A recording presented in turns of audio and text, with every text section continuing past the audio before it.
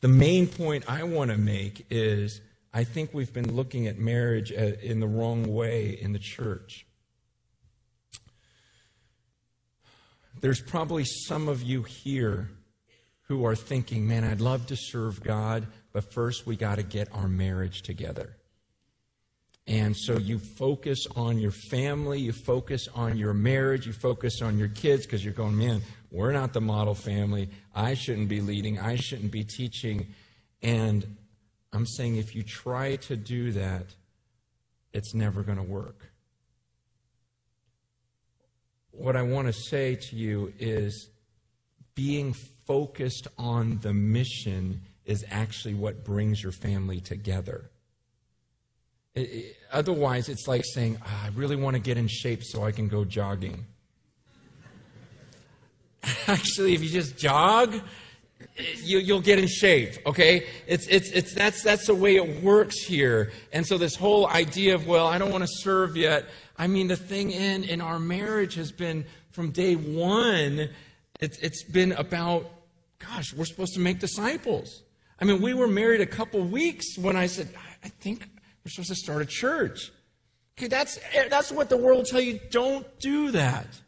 That first year of marriage is supposed to be just for the two of you. Okay, don't get into ministry. Focus on each other. You need to be about yourselves. Get that right. And then once you have a kid, it's like, well, it's a new baby. So just, you gotta really nurture those first couple of years. It's like, oh, now they're in school. Okay, well, until they're 18, you really gotta just focus on your family.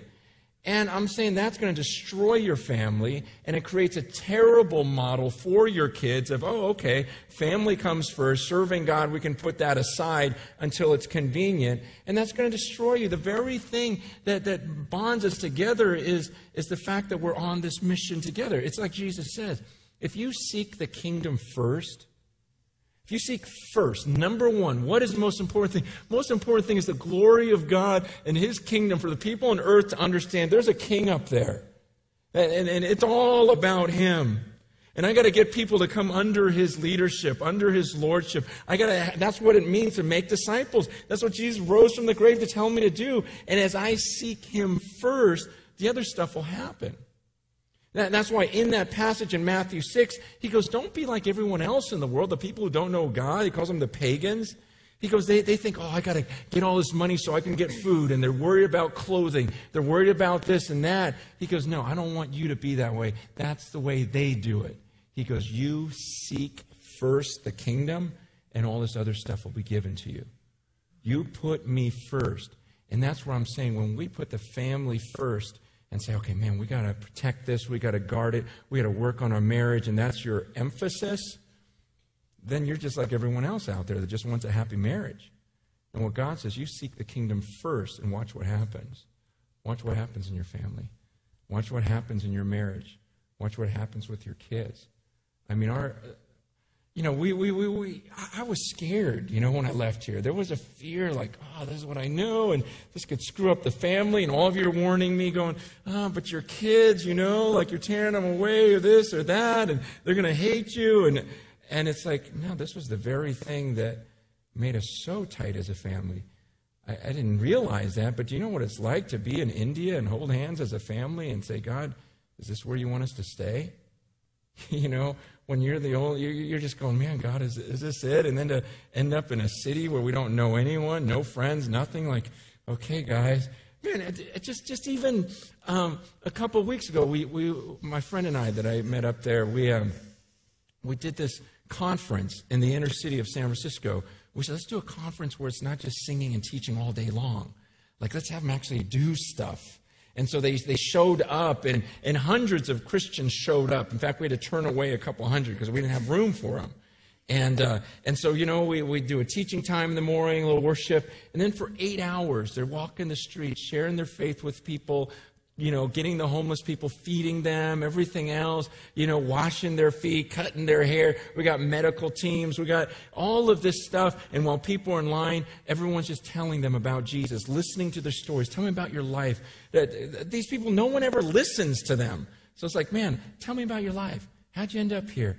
and just treat them like normal people, and then start to share with them the love of Jesus. And so for hours we did that, and then at night we worshiped again, and it was like, man, it was just powerful. We're just looking at each other like, oh, that was it. That's what church is supposed to be.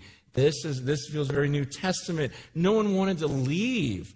And with all of that, here's my family who's with me. I'm teaching. Lisa's leading worship. I see Rachel for like 4 hours just sitting on this stool as homeless men and women are sitting there, and she's washing their feet, scrubbing their feet for them, and sharing Jesus with them, and doing pedicures. And this, to see your little girl doing that, and then to see little Mercy, little 11-year-old knocking on apartment doors. Do you guys need some groceries? How can I pray for you? And then telling people about Jesus, and then as a family, just kind of getting back together, and I can't tell you the bond of that. Okay, it's not. Yeah, sure, it's fun to go on vacation, whatever, but it's something about serving the God of the universe, and the unity that takes place when you're on a mission together. It just happens because when you seek the kingdom first, all the other things come together. And that's what I'm saying, man. I'm not some marriage guru to say, oh, here's how you do this, is this. All I know is I've tried to serve God and try to lead my family wherever the Spirit's leading us to go. And as that happens, it's like, man, look at our family. This is ridiculous. Our kids are holding hands, hugging each other, loving each other, can't get enough of each other. It just, crazy things start happening. You go, wow, we weren't even pursuing that. We were pursuing the kingdom, and everything else fell into place. And we experience God together. If we could learn to if you went there as a couple and you hear about kids that are raped for 14 hours a day, every day of their lives, and you go there as a couple or as a family and suddenly get your mind off of yourself and your little problems of, oh, I got a B-, and you go, are you kidding me? People live like that? And suddenly your whole family goes, come on, you guys, we got to do something about this. We got to figure it out. That's the stuff that pulls your family together. That's the stuff when you as a couple get off of yourselves and oh, you're not pleasing me, you're not pleasing me, and back and forth, and go, oh my gosh, 70 million people are starving in the Ethiopia region right now with the famine going on. Like they're just starving, like they're just dying. Boom, boom, boom. Another one just died right now. Like you start focusing on that and decide, we got to live for this. We got to do this. Is what God created us for. You talk about unity. Okay, that's how you bring yourselves together, is not by focusing on each other more and more and more and more. It's about the two of you going, hey, let's actually do something with our lives. Let's actually make disciples. Let's actually care for the poor.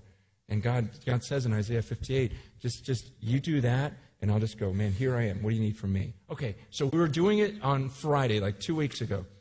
On Wednesday, the Wednesday before the conference, we realized how many people were coming, and we said, we have to make 10,000 meals to pass out to all the people in the area, to the homeless, to the apartment. 10,000 meals.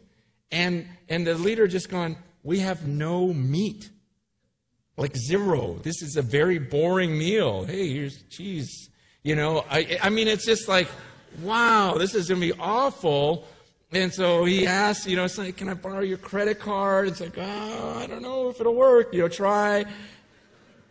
Right after he announces it, an hour and a half later, about an hour to 2 hours later, Trader Joe's calls us out of the blue and says, our freezers all just broke down. Yeah. And do you guys have any use for all of our meat? And they bring a U-Haul truck filled with like marinated, pork chops and chicken and ribs and steak. I mean, Trader Joe's. I mean, not like John's Market or anything. It's like Trader Joe's. It's like, I tell you, we all just got the chills like, you're kidding me, God.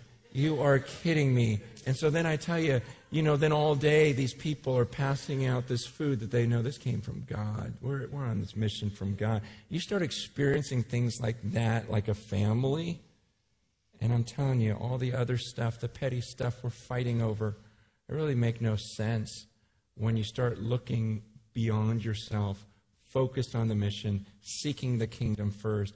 I really believe that is the answer to our marriages.